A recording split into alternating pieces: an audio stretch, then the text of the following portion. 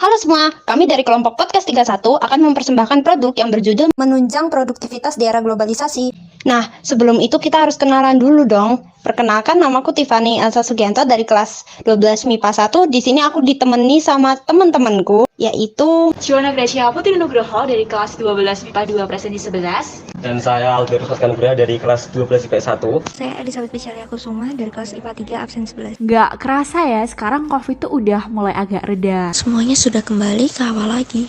Kita sudah bisa melakukan kegiatan belajar mengajar di sekolah. Iya bener, perasaan tuh kayak baru kemarin gitu loh kita PJJ karena kasus COVID lagi tinggi-tingginya. gara-gara PJJ jadi males gerak, susah interaksi sama orang nih. Biasanya kan komunikasi kita kan lewat WA. Nah tiba-tiba tuh kita komunikasinya langsung, bingung mau ngomong apa. Tahu gak sih, kalau awal mula perkembangan iptek di Indonesia itu terjadi setelah Belanda memperkenalkan beberapa hal loh, seperti persenjataan modern, alat transportasi, dan kendaraan tempur.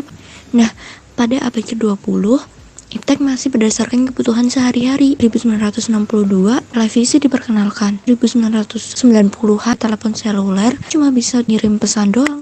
Sekarang iptek sudah berkembang lebih canggih, bisa pakai buat apa aja. Contohnya alat komunikasi seperti yang kita pegang sekarang. Iya sih, alhasil lebih milih transaksi lewat handphone. Teknologi benar-benar menjadi bagian kita sekarang.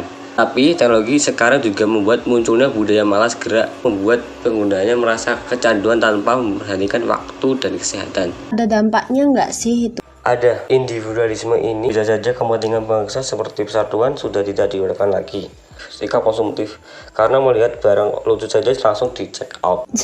Aku juga gitu sih. Kita tuh juga harus bisa menggunakan teknologi dengan baik. Contohnya cari info lokal atau malah cari ilmu. Bisa meningkatkan wawasan kita. Kita perlu komitmen untuk membagi waktu menggunakan teknologi digital serta melakukan aktivitas fisik untuk bergerak. Kita dapat menonton video olahraga, mempraktikannya dan merekam mengunggahnya, sehingga itu dapat bermanfaat juga bagi sesama. Sekarang kita sudah nggak punya waktu untuk olahraga nggak sih? Soalnya kan banyak tugas-tugas yang harus kita kerjakan. Olahraga kan bisa dilakuin di mana aja. Olahraga biar bugar. Kalau kita melakukan pekerjaan yang berat, kita nggak terlalu kelelahan. Iya sih, contohnya kayak sirkuit training pada workout kan. Tapi kan sebelum workout, pilih jenis latihan yang sesuai frekuensinya, banyak set repetisinya. Tiap orang kan berbeda-beda ya dalam workoutnya, dan semuanya nggak bisa disamain karena setiap tubuh orang kan berbeda-beda. Katanya ada cara pengukuran kebugaran ya? Iya, pengukuran kebugaran ini tuh buat ngukur seberapa bugar kita.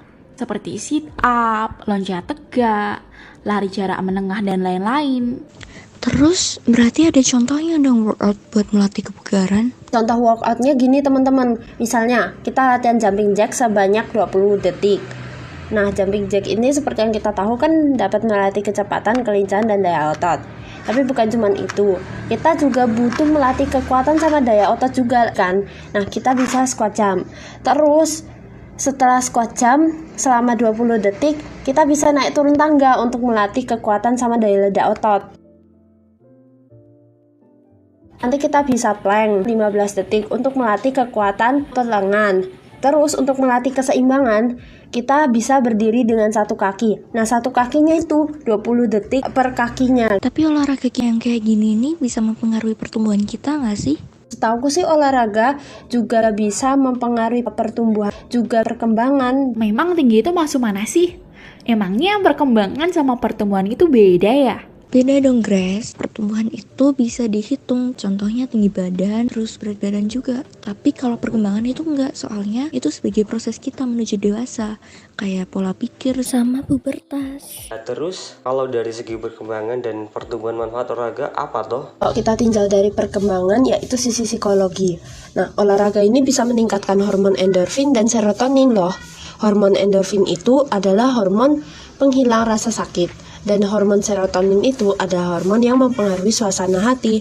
Kalau kita tinjau dari segi pertumbuhan tinggi badan, untuk seumuran kita, olahraga ini cukup berpengaruh pada pertumbuhan tinggi badan.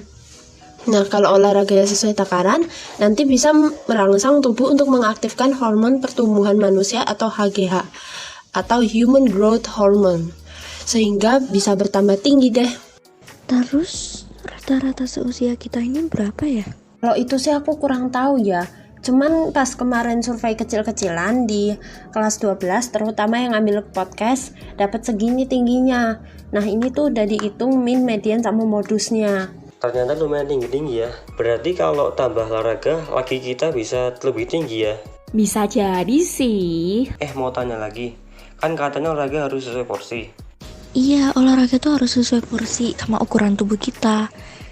Terus kalau enggak nanti detak jantung kita bisa kelebihan meskipun kita udah selesai olahraga. Kan kalau kita olahraga, jantung kita berdetak lebih kencang. Nah itu ngukur detaknya gimana sih? Nah, cara ngukurnya itu kita bisa pakai smartwatch nggak sih? Kayak yang bisa ngukur detak jantung itu tuh untuk mendeteksi perubahan kecepatan aliran darah yang udah diatur oleh aktivitas jantung. Pas olahraga, jantung kita itu berdetak untuk menyediakan pasukan oksigen dan cara meningkatkan aliran darah yang ada di dalam tubuh kita. Nah terus kok smartwatch dicas terus ya? Gak kayak jam biasanya? Jam itu biasanya pakai baterai perak oksida. Smartwatch gunakan baterai ion lithium.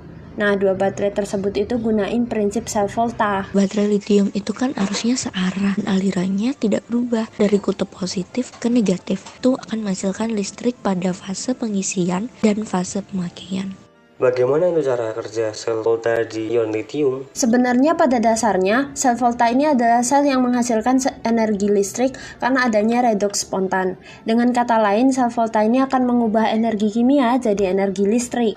Semua baterai ion lithium itu bekerja dengan cara yang sama, yakni ketika baterai sedang melakukan proses pengisian, lithium kobalt oksida atau elektroda positif melepaskan beberapa ion lithiumnya. Ion tersebut bergerak melalui elektrolit, elektroda grafit yang negatif. Baterai akan menyimpan energi listrik selama proses ini. Terbuat dari sejumlah unit penghasil daya yang disebut sel, menghasilkan sekitar 3-4 volt. Ion lithium bergerak kembali melintasi elektrolit ke elektroda positif, kemudian menghasilkan energi listrik.